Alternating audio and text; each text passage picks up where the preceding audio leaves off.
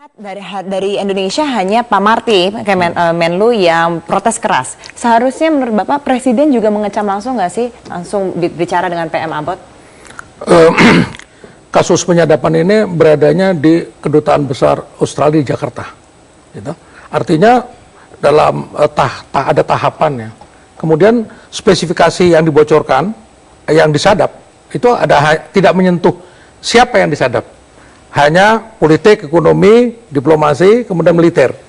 Jadi menurut saya udah tepat itu Menteri Luar Negeri memanggil duta besar, kemudian menyatakan protes keras. Itu yang pertama. Kalau nanti seperti Jerman misalnya, Jerman itu sudah spesifik dikatakan Kanselir Jerman Angela Merkel disadap, itu langsung bicara. Tapi kalau demikian kita memang tidak bisa kita mengintervensi Australia pun tidak bisa. Jadi cukup pemanggilan, karena ada aturan etika diplomatik. Saya kira udah betul, ini betul. Yang penting bagaimana pemerintah itu bisa mendinginkan masyarakat Indonesia yang marah. Lihat dari hacker tadi aja udah marah.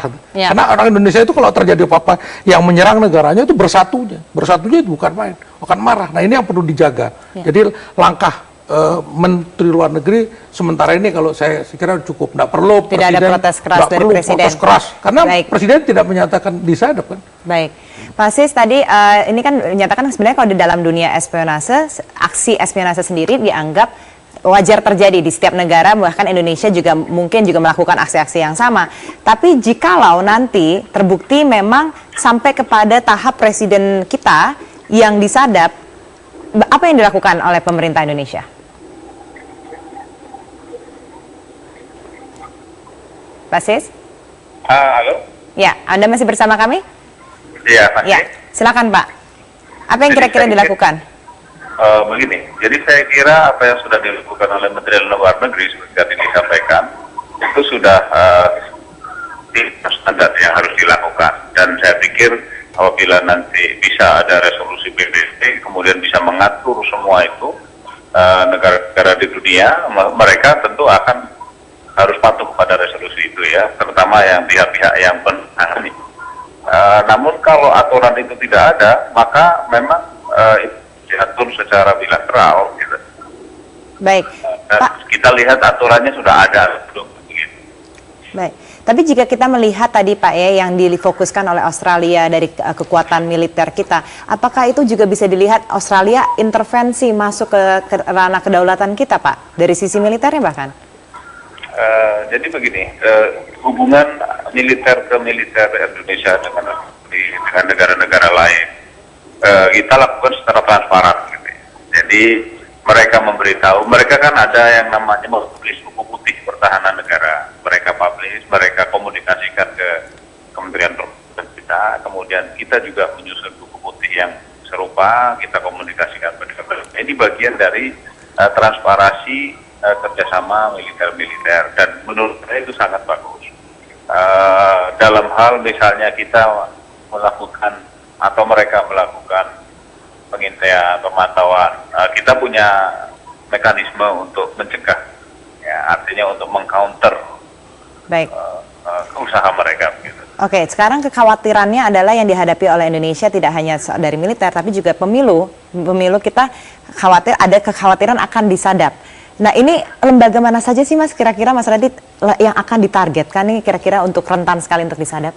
Kalau yang jelas di Indonesia sendiri masih menggunakan tahun-tahun kemarin masih semi manual. Tapi kalau kita ambil studi kasus di negara-negara lain gitu Mbak ya, kemarin terjadi di Bangladesh itu memang dia sudah menggunakan sistem online, tetapi dia tidak ada tidak ada klarifikasi dari setiap kotak pemilihan suara itu sehingga ke server itu bahwa data yang dimasukkan ke server adalah data yang valid. Jadi sebenarnya cuman datanya amplopnya ditukar gitu Mbak. Jadi yang harusnya nih isinya 100 di jalan ditukar. Nah itu jadi kecurangan-kecurangan itu sangat tinggi sekali. Karena memang dilihat dari sisi teknologi ya, hardware, bukan masalah fiber optik atau ke satelit gitu. Itu hanya media, tapi front end-nya ini dari hardware-nya ini sendiri kan udah 80%, 90% kita tidak mengetahui secara detail. Apalagi di dalam hardware itu sendiri ada yang namanya sistem monitoring. Jadi sebenarnya fungsinya itu untuk monitor, oh di titik sana hidup, di titik sana mati. Baik. Tapi data yang lewat tuh actually apa kita nggak tahu. Baik. Dan itu kemana itu kita nggak tahu. Jadi ada yang menyebutkan bahwa seharusnya KPU sendiri harus punya tim pertas sendiri untuk menangkal susupan-susupan ini gitu. Iya. Nah itu sekiranya harus memang harus urgent sekali nggak sih Mas dibutuhkan tim pertas ini untuk ada di KPU? Sebenarnya kalau dibilang sangat urgent itu pasti sangat urgent. Yang jelas itu kita untuk menyusun satu framework, satu metode kerja yang efektif dan efisien, yang bagaimana caranya tidak bisa diinterrupt oleh semua orang. Semua pihak gitu dan bisa dikontrol secara bersama-sama oleh lebih dari satu atau dua pihak. Misalnya password, Mbak. Secara gampangnya kita bicara awam. Password kita bagi jadi 15 huruf. 5 huruf pertama si A yang megang, 5 huruf kedua si B yang megang, 5 huruf ketiga si C yang megang. Ketika mau membuka, si A dan B dan C harus berada di satu tempat yang sama untuk memasukkan passwordnya masing-masing.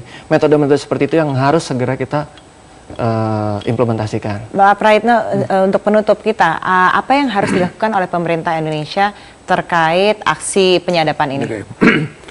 Sebelum saya tutup, penyadapan ini bukan hanya menyangkut masalah intelijen dan intelijen, tapi sudah menyangkut masalah martabat bangsa. Itu yang penting. Kita perlu, oleh karena itu, menghadapi teknologi yang demikian tinggi emang agak sulit saya kira. Jadi kita mempunyai badan intelijen, kita punya BIN, kita punya BAIS, TNI, kita punya lembaga sih negara.